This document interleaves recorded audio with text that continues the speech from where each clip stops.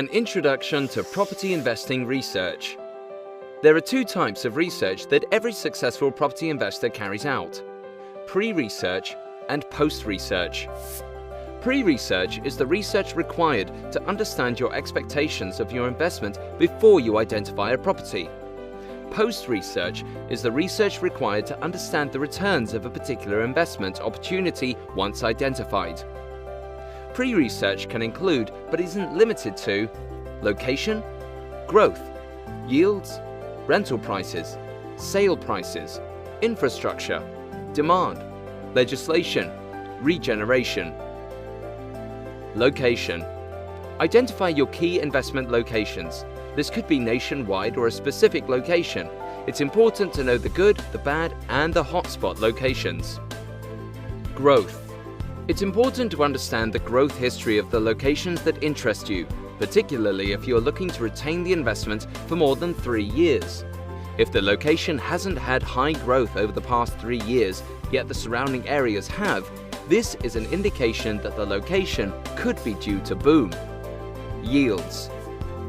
Research if the types of investment opportunities that interest you offer you the yields you require to achieve your goals. Rental prices. Are the rental prices going to give you the returns you require? Particularly if you are taking a mortgage on the property, will they cover the mortgage and give you a monthly profit?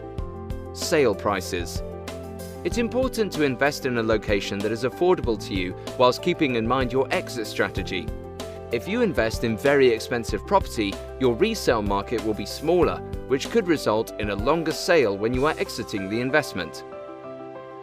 Infrastructure. This is one of the key drivers behind growth. History shows us that when investment is made in infrastructure, property prices increase. Look to see what large infrastructure changes are being made that will influence your location. Demand. Is often overlooked by investors as they will see an opportunity that is below market value and move quickly on this. However, if the demand for this type of property is low, both with buyer and tenants, then this could result in overall loss due to having no buyer or an untenanted property.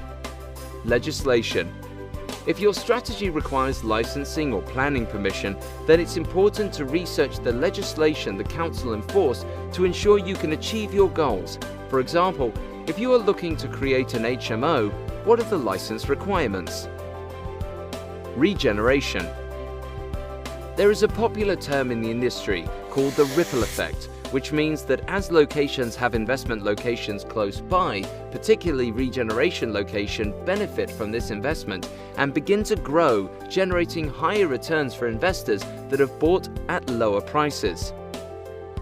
Post-research can include, but isn't limited to, comparable, EPC, travel times. Comparable.